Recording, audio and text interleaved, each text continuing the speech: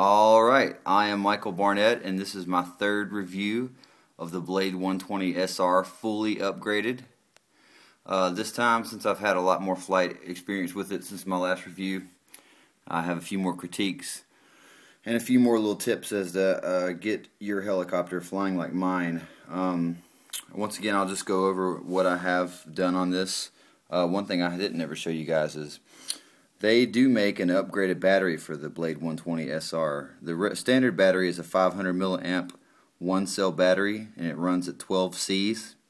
This is a 550 milliamp battery, and it runs at 25 Cs, so it puts out a lot more power, and it actually gives you a little bit more flight time as well. Also, one other thing, I'm using a DX5E controller. It kind of just gives me a little bit more throw, or not necessarily throw, but I just have a few more increments of trim I can use with this controller over the stock one. Other than the fact that this controller can control multiple helicopters, it's really not that much greater than the one that came with the Blade 120.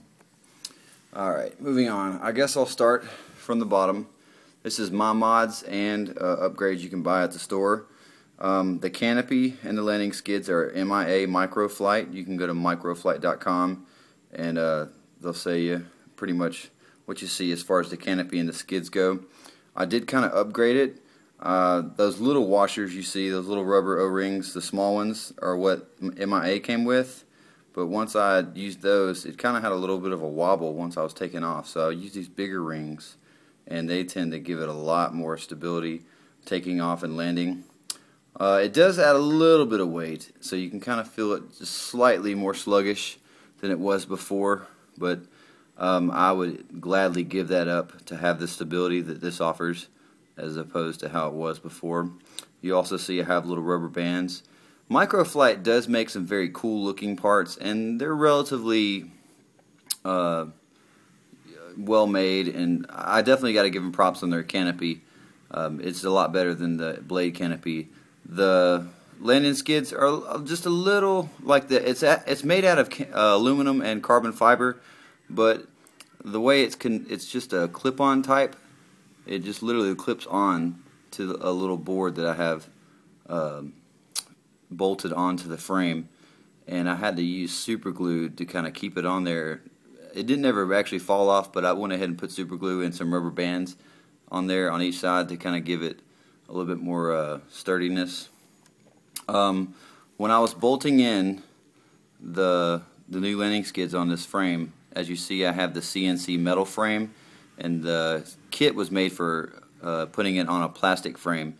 So I had to get my own screws out and countersink and widen the frame holes.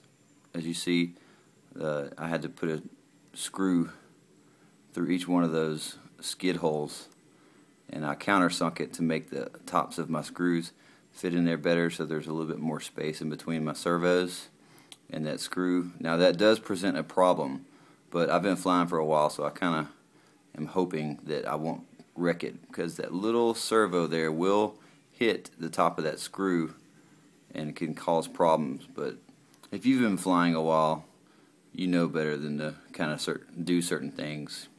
I also have my my motor zip tied to the frame as well. That just gives it a little bit more stability. We have a Micro Heli swash plate system, Micro Heli anti-rotation collar, Micro Heli fly bar, and a Micro Heli blade grips. You can get all that from microheli.com. I have here the Rakon Heli motor hub, the centerpiece right. Let's see if I can find my little pointer. The little centerpiece right there. That's the motor hub. That's blade grips, and that's pretty much Rakon. Everything else on the shaft is Micro Heli. Back here, I have the Rakon Heli tail motor mount and Rakon Heli fin system. It's got the delta wing, and it's a little bit more of a fin than the one that comes with Micro Heli. Like I said, this is the Rakon, and once again, the motor mount does have like a built-in heat sink as well. And I think that pretty much covers all the parts that I have for my helicopter. Let's see what else. I guess I'll move on to the modifications that I've done. I had to put a lot of time and work into this helicopter. It was probably like, before it's all over with, you probably put close to $400 into it. Now that's trial and error as well. You probably, if you knew exactly what you were doing instead of me kind of trial and erroring it, you could probably spend $310 and get exactly what I have here. But the three main stores that I bought from were Micro Heli, Rakon Heli, and Micro Flight. Just type all those names in Google and they all have their own little stores, and you can purchase pretty much all the parts you see here. The only other things I've done is the little rubber band idea, countersinking with the new screws into the metal frame for the MIA skids, putting the bigger O-rings on the skids to give it more stability, and as most people do to theirs, I have the little bearing keeper holder in place as well. And I have a little clear rubber band back there with another clear piece of plastic covering my motor. It just kind of gives it more shielding in a wreck. But this is the 120 SR fully decked out. I don't really have any complaints about it at all. It is a beast of a helicopter. It's a lot of fun. It's very, very, very stable. I can literally sit and hover just like this for seconds and seconds at a time. And anybody that has a 120 knows that you can hover for a few seconds, but not too long without it going all crazy. This has definitely made it a better helicopter. If you want to bear with me, I will give a little flight simulation going on right quick. So give me 1 second.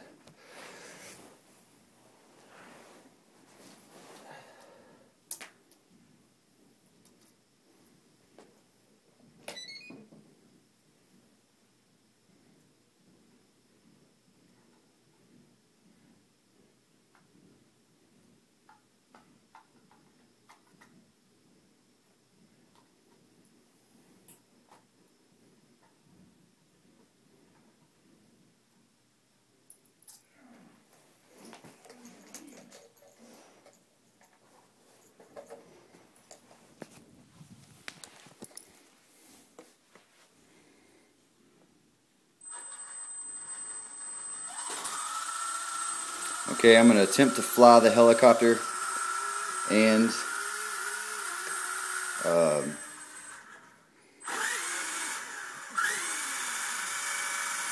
video this at the same time, so bear with me, people.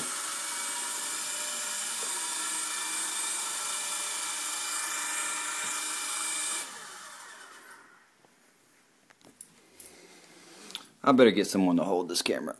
Hey Seth, come in here and hold this camera. Seth, push pause and come here and watch and video this.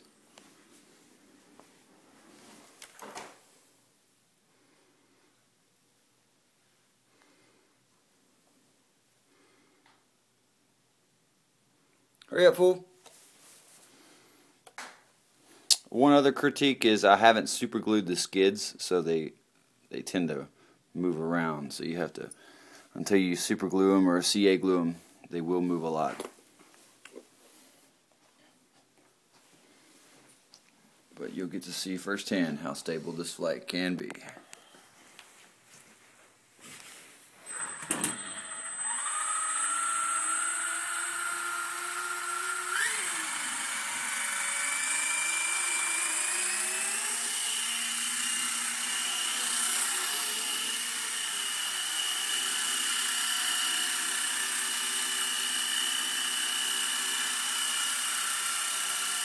That's complete hover, hands-free.